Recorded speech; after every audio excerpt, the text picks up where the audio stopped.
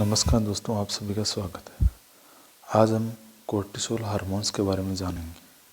उससे पहले हम थोड़ा बेसिक सा जान लेते हैं कि कोर्टिसोल हार्मोन रिलीज़ कहाँ से होता है, कौन सी लेयर से रिलीज़ होता है।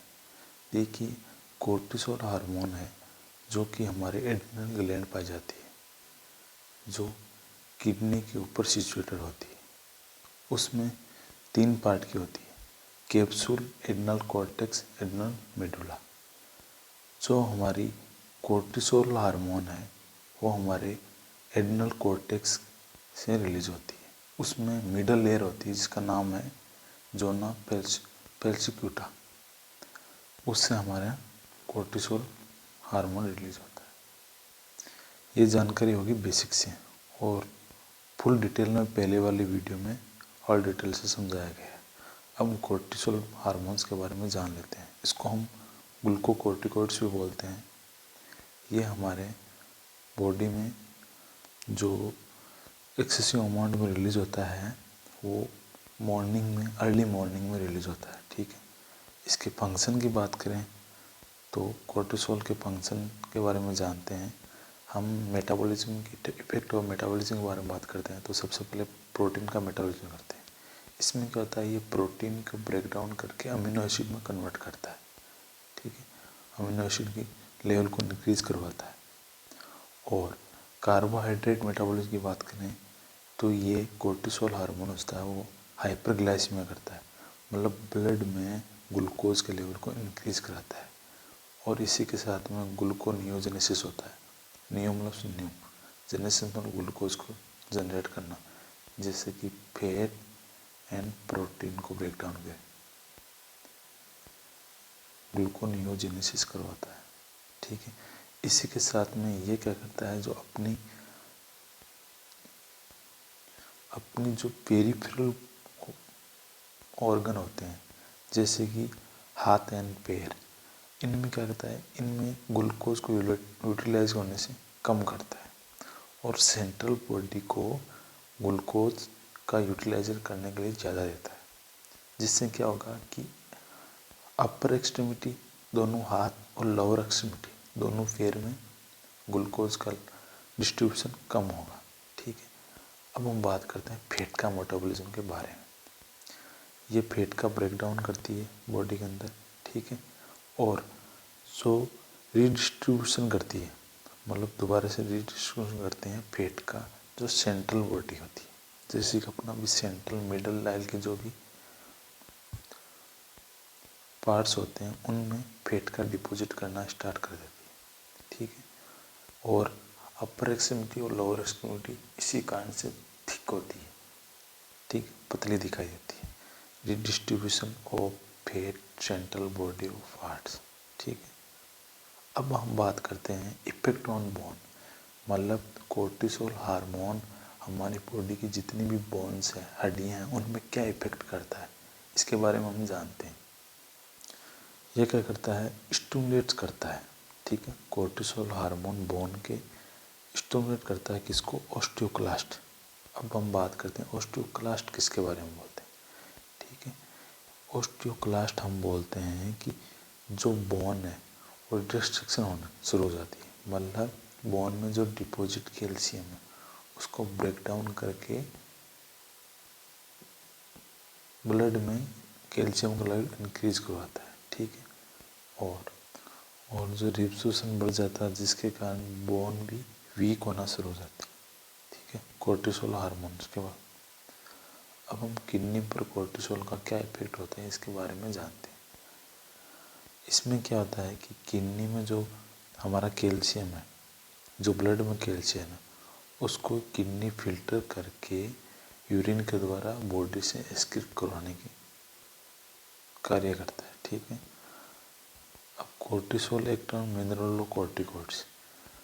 कोर्टिसोल किसकी तरह कार्य भी करता है, मिनरलोकॉर्टिकॉइड। मिनरलोकॉर्टिकॉइड क्या होता है कि इसको हम एल्डोस्टेरोन भी बोलते हैं। ठीक है। एल्डोस्टेरोन क्या करता है कि हमारे सोडियम का रीअब्सॉर्प्शन करवाता है, वाटर का भी रीअब्सॉर्प्शन करवाता है, लेकिन पोटेशियम को एक्सक्रीशन करता है, मतलब पोटेशियम को शरीर से बाहर निकालता है यूरिन के द्वारा। और जो हमारा हाइड्रोजन आयन होता है जिसको हम बोलते हैं एसिड, उसकी वही शरीर से बाहर निकालता है यूरिन के द्वारा। ठीक है, ये एल्डोस्टेरोन का फंक्शन हो गया। पूरी डिटेल से जानने के लिए जो पहले वाला वीडियो उसमें एल्डोस्टेरोन के बारे में और डिटेल से चर्चा की गई। ठीक है, कोर्टिसोल जो होता है वो हेल्प करता है कैटेकोलामाइंस। कैटेकोलामाइंस क्या होता है, जो एड्रेनलिन नॉन एड्रेनलिन होता है उनमें हेल्प करता है। कैटेकोलामाइन क्या होता है कि सिंपैथेटिक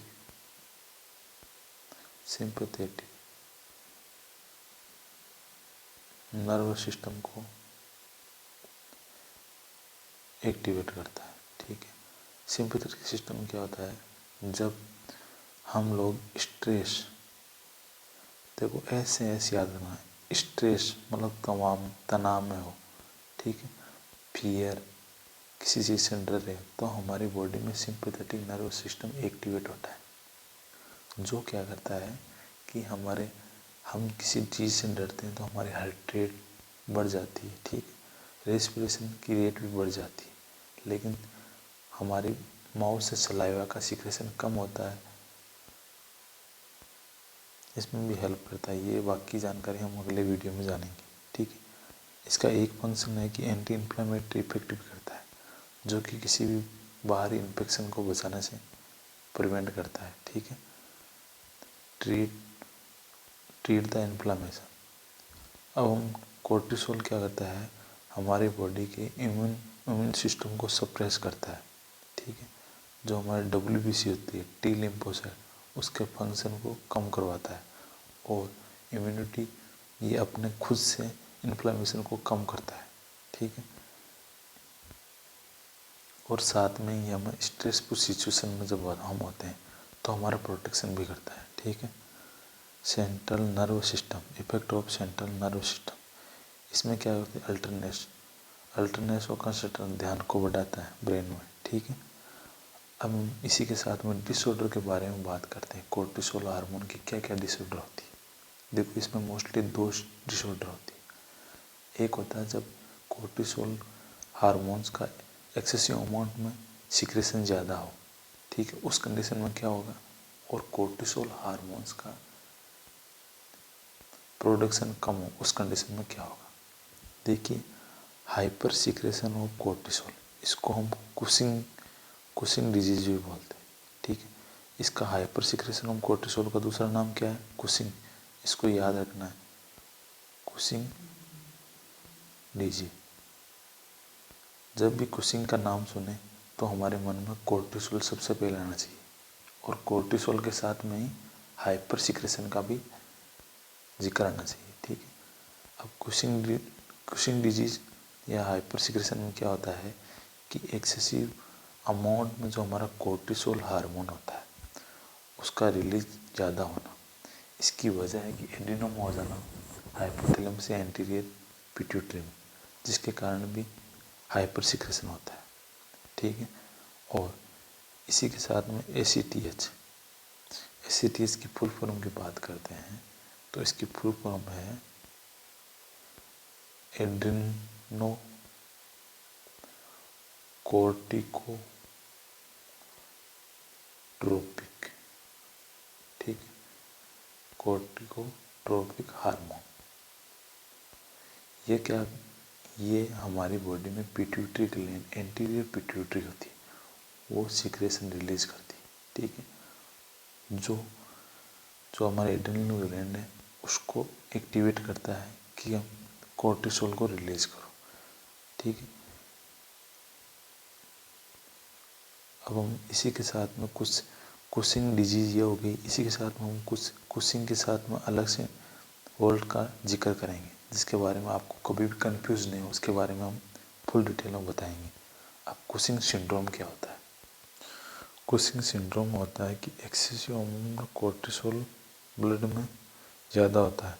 इसका रीज़न हो सकता है या तो एडिनोमा ऑफ एड्रेनल कॉर्टेक्स, या फिर ये कोर्टिसोल एक तरह का स्टेरॉइड ही है जो कि एक्सेसिव अमाउंट में बाहर से यूज़ करते हैं स्टेरॉइड, इसकी वजह से भी एक्सेसिव अमाउंट में कोर्टिसोल ब्लड में हो जाता है।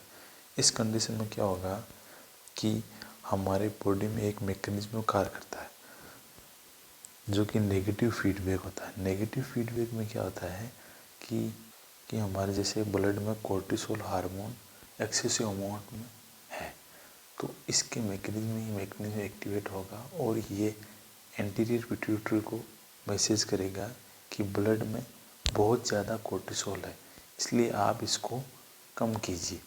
तो कम करने का एक ही उपाय है एंटीरियर पिट्यूटरी के पास कि ACTH को लेवल को कम कर देंगे जैसे ही, तो अपने आप ही एड्रेनल ग्लैंड को कोई मैसेज नहीं मिलेगा, तो ये कोर्टिसोल को भी रिलीज नहीं करेंगे। इसको हम बोलते हैं नेगेटिव फीडबैक मैकेनिज्म। और एक मैकेनिज्म और जिसको हम पॉजिटिव फीडबैक मैकेनिज्म करते हैं। उस मैकेनिज्म में क्या होता है कि ब्लड में किसी भी हार्मोन्स का लेवल कम हो तो हमारा एक्टिवेट होके मैकेनिज्म एक्टिवेट होके हमारे ब्रेन में एंटीरियर पिट्यूटरी को मैसेज करता है कि ब्लड में ये हार्मोन बहुत ही कम है, तो आप ऐसा कीजिए कि इस हार्मोन को बढ़ाइए। तो एंटीरियर पिट्यूटरी जिस हार्मोन को बढ़ाना है उस ग्लैंड को मैसेज करती है, ठीक है, कि आप उसको बढ़ाइए, ठीक। इस मैकेनिज्म को हम पॉजिटिव फीडबैक मैकेनिज्म बोलते हैं। हमने दो नाम का कुशिंग से रिलेटेड दो नाम का डिस्कस किया, कुशिंग डिजीज, कुशिंग सिंड्रोम। अब हम तीसरा नाम बोलते हैं कुशिंग अल्सर और चौथा नाम है कुशिंग ट्राइड। अब हम पहले बात करते हैं कुशिंग अल्सर किसे बोलते हैं। देखो, अल्सर जैसे नाम है तो हमारे दिमाग में एक सिंपल सी इमेज बन गई कि घाव, ठीक है। अल्सर फॉर्मेशन होते हैं मोस्टली स्टोमच में, ठीक है। जब कोई पर्सन स्ट्रेस में हो या फिर मेंटल स्ट्रेस में हो तो एक्सेसिव अमाउंट में जो ACL का सीक्रेशन होता है उसकी वजह से जो अल्सर होते हैं उसी को हम कुशिंग अल्सर बोलते हैं, ठीक है। अब हम बात करते हैं कुशिंग ट्राइड के बारे में।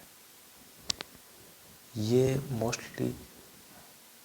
मोस्टली तब देखा जाता है जब इंट्राक्रेनियल प्रेशर, ठीक है। इंट्राक्रेनियल प्रेशर मतलब CSF होता है जो हमारे ब्रेन और वर्टिब्रल नर्व के अराउंड है, उसका या तो प्रोडक्शन बढ़ जाए या एब्जॉर्प्शन कम हो जाए। इसी कारण से इंट्राक्रेनियल प्रेशर बढ़ जाता है, जिसकी वजह से 3 प्रकार के सिम्टम्स आते हैं। उन सिम्टम्स को हम कुशिंग ट्राइड बोलते हैं, ठीक है। उन सिम्टम्स को याद रखने के लिए 3 निमोन्स है, SBI, ठीक है। S से मतलब systolic BP, systolic BP increase होगी, और अगर B का मतलब ब्रेडिकार्डिया मतलब हार्ट रेट कम होगी, ठीक है। और इम्पेयर्ड रेस्पिरेशन।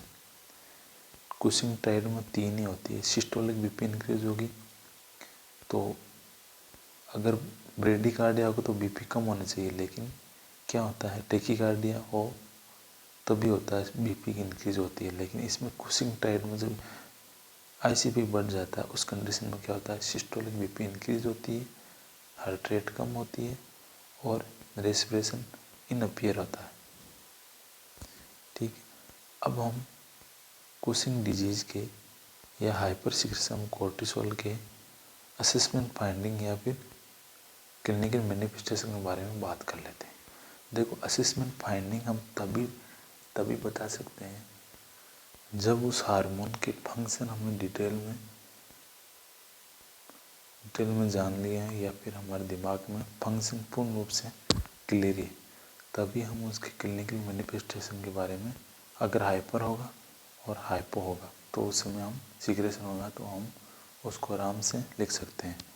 असेसमेंट फाइंडिंग में मसल्स वीकनेस होगा, ठीक है। और ट्रंकल ओबेसिटी में क्या होता है इसके बारे में जानते हैं। ये कि हाइपर सिक्रेशन में मोस्टली होता है कुशिंग सिंड्रोम, ठीक है। मून फेस होता है, मतलब गोलाकार फेस हो जाता है। बफेलो हब पीछे की तरफ जो हमारी नेक होती है हब के टाइप में हो जाता है, बफेलो के जैसे होता है। और इसमें पोर्ट बेली होता है, मतलब आगे एब्डोमिनल एक्सेसिव अमाउंट ऊपर जाना, मतलब पेट आ जाना और थिन एक्सट्रीमिटीज होना। ठीक है, देखिए हम डायग्राम के द्वारा भी समझने की कोशिश करेंगे। ये मून लाइक फेस हो गया, ये बफेलो हब टाइप में हो गया। ठीक है, अब तीसरा सिम्टम हमने क्या बोला, पुट बिल्ड। इसमें क्या होगा, ये एब्डोमिनल एक्सेसिव अमाउंट में, इसमें हम फंक्शन में बोले थे कि पेशेंट का सेंट्रल बॉडी एक्सेसिव अमाउंट में फेट का डिपॉजिट होगा। यहाँ फेट डिपॉजिट, यहाँ एब्डोमिनल में फेट डिपॉजिट हो गया। ठीक है, और इसी के साथ में फेट का यूटिलाइजेशन थिक एक्सट्रीमिटी में नहीं होगा और नहीं ग्लूकोज का ज़्यादातर यूटिलाइजेशन नहीं होगा। ठीक है, जिस कारण से क्या होगा कि ये एक्सट्रीमिटी में वो थिन होगी, मतलब पतली दिखाई देगी। ये आपके क्लियर हो गया। अब हम अलग साइन सिम्टम्स के बारे में बात करते हैं कि हाइपर सिक्रेशन होगा तो ग्लूकोज का लेवल ब्लड में बढ़ेगा। ऑस्टियोपोरोसिस में क्या होता है कि बोन का मटेरियल लॉस हो जाता है, जिसकी वजह से पैथोलॉजिकल फ्रैक्चर होने के चांसेस बढ़ जाते हैं। और इसी के साथ में हाइपोकैल्सीमिया होगा, ब्लड में कैल्शियम का लेवल कम मिलेगा। ठीक है, और हाइपरनेट्रीमिया होगा। हाइपरनेट्रीमिया इस वजह से होगा कि कोर्टिसोल क्या करता है, एल्डोस्टेरोन की तरह ही कार्य करता है। और एल्डोस्टेरोन क्या करता है कि वाटर और सोडियम का रिअब्सॉर्प्शन एक्स्ट्रा करता है और पोटेशियम को एक्सक्रीट आउट करता है। ठीक है, हाइपरनेट्रीमिया हो गया, हाइपोकैलेमिया हो गया, मतलब पोटेशियम का एक्सक्रीट आउट करेगा, तो इस कारण हाइपोकैलेमिया हो गया। और हाइपरटेंशन इसलिए होगा कि ये वाटर का रिअब्सॉर्प्शन करता है। ये क्लियर हो गया। और इसमें क्या होगा, इंक्रीज चांसेस ऑफ इन्फेक्शन। इनमें इंक्रीज चांसेस ऑफ इन्फेक्शन इसलिए होगा क्योंकि ये क्या करती है, WBC की कम करती है, टी लिपोसाइट की संख्या को कम करता है। इस कारण इन्फेक्शन के चांसेस, कोर्टिसोल हाइपर सिक्रेशन होगा तो उसमें ये सिम्टम्स देखे जाएंगे। और इरिटेबल एंड मूड स्विंग होगा। इसमें होगा कि अगर हाइपर होगा तो अल्टरनेस और कंसंट्रेशन ज़्यादा होगी, तो पेशेंट मूड चेंजमेंट होगा। ठीक है, डिले वुंड हीलिंग होगा, जिसके कारण जो टी लिम्फोसाइट है वो कम होगी, जिसके कारण इन्फेक्शन के चांसेस ज़्यादा रहेंगे। और हिस्टोटिस में क्या होता है कि अनवांटेड मेल पैटर्न हेयर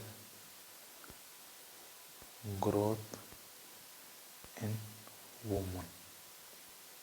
इसका मतलब होता है कि जो वुमेन के अंदर जो मेल के जैसे अनवांटेड हेयर ग्रोथ होता है वो क्या होगा, वुमेन में होना शुरू हो जाएगा। ठीक है, और मेंस्ट्रुअल इरेगुलरिटी होगी। आपको क्लिनिकल मैनिफेस्टेशन पूरे समझ में आ गई। अब हम बात करते हैं मैनेजमेंट के बारे में कि हाइपर सिक्रेशन होगा तो हम मेडिकल मैनेजमेंट में क्या करेंगे। इसमें क्या करेंगे, जो कोर्टिसोल हार्मोन है उनको ब्लड में उनकी लेवल को डिक्रीज करवाएंगे, जिसमें मिटोटिन ड्रग होती है, जिसका एग्जाम्पल दूसरा है मिथाइरोपिन ड्रग, तीसरा है केटाकोनाजोल। ठीक है, अब हम बात करते हैं सर्जिकल मैनेजमेंट। सर्जिकल मैनेजमेंट में क्या करेंगे, एड्रेनोटॉमी होता है, जिसमें एड्रेनल ग्लैंड को सर्जिकल मेथड के द्वारा रिमूव कर देते हैं। ठीक है, हाइपोफाइसेक्टोमी मतलब पिट्यूटरी ग्लैंड को रिमूव कर देते हैं। ठीक है, और इसके साथ में अगर बाइलेटरी मतलब दोनों एड्रेनल ग्लैंड होती है किडनी के ऊपर, देखिए ये किडनी है, यहाँ पर एड्रेनल ग्लैंड पाई जाती है, दोनों किडनी के ऊपर जो एड्रेनल ग्लैंड है उन दोनों को रिमूव कर दे, तो इसमें क्या होगा कि life time hormone replacement therapy देने की आवश्यकता है। और अगर हम यूनिलेटरल एड्रेनोटॉमी करेंगे तो इसमें हार्मोन रिप्लेसमेंट थेरेपी 2 साल में करनी पड़ेगी, क्योंकि कुछ अमाउंट में कोर्टिसोल एक ही एड्रेनल ग्लैंड भी रिलीज करती है। अब इसी के साथ में हम हाइपर सिक्रेशन के बारे में फुल डिटेल में वीडियो बना लिए। अब हम बात करते हैं hypo secretion of the cortisol, जिसको हम एडिशन डिजीज भी बोलते हैं। देखो, कुशिंग और एडिशन इन दोनों में कंफ्यूज नहीं होना है। कुशिंग और एडिशन, पहली बात तो कोर्टिसोल से जोड़ के रखना। दूसरी चीज़, कुशिंग क्या होगा, हाइपर सिक्रेशन होगा कोर्टिसोल तो उसमें कुशिंग डिजीज होगी, लेकिन हाइपो होगी तो एडिशन होगी। हाइपो से मतलब ध्यान रखना, हाइपो मतलब कम, कम के अंदर क्या करते हैं, ऐड करते हैं। इस मेथड से इसको याद रखना, एडिशन डिजीज जो हाइपो सिक्रेशन ऑफ कोर्टिसोल में भी होते हैं। इसमें क्या होता है कि जो हमारी एड्रिनल ग्लैंड के अंदर, एड्रिनल ग्लैंड में कोर्टेक्स से जो ग्लूकोकॉर्टिकॉइड या मिनरल कॉर्टिकॉइड हार्मोन रिलीज होते हैं, उसमें डिफिशियंसी आ जाती है, जिसकी वजह से, जिसका कारण है अगर पेशेंट के एड्रिनल ग्लैंड ट्रॉमा हो जाए या फिर एड्रिनल ग्लैंड को ट्यूमर सप्रेस करने लग जाए तो उसका सिक्रेशन कम होगा, या फिर एड्रिनलेक्टोमी किया हो, बायलेटरल या यूनिलेटरल किसी भी प्रकार की हो, एड्रिनल ग्लैंड को सर्जिकल मेथड के द्वारा रिमूव कर दें, या फिर हाइपोफाइसेक्टोमी पिट्यूटरी ग्लैंड को भी रिमूव कर दें, जिसकी वजह से भी हाइपोसिक्रेशन होगा कोर्टिसोल का। अब हम एडिशन डिजीज़ के या हाइपोसिक्रेशन और कोर्टिसोल डिजीज़ के टाइप्स के बारे में बात करते हैं। इसमें क्या होता है, प्राइमरी एडिशन डिजीज में क्या होता है कि एड्रिनल ग्लैंड में कोई प्रॉब्लम हो, इसी वजह से कोर्टिसोल का सिक्रेशन कम हो। ठीक है, एड्रिनल कॉर्टेक्स ग्लूकोकॉर्टिकॉइड और मिनरल कॉर्टिकॉइड रिलीज करती है, जिसकी मात्रा डिक्रीज होती है। ठीक है, बट ACTH का लेवल होता है वो इंक्रीज होता है। किस कारण, कि ये मैकेनिज्म फीडबैक कर रहता है, पॉजिटिव फीडबैक मैकेनिज्म। इसमें क्या होता है कि आपको पहले ही बता दिया कि ब्लड में अगर कोर्टिसोल का लेवल कम होगा तो ये मैकेनिज्म एक्टिवेट होगा और एंटीरियर पिट्यूटरी को मैसेज करेगा कि ब्लड में कोर्टिसोल का लेवल कम है, जिस वजह से क्या होगा, ACTH का लेवल एंटीरियर पिट्यूटरी बढ़ा देगा। ठीक है, अब इसी के साथ में सेकेंडरी एडिशन डिजीज में करते हैं।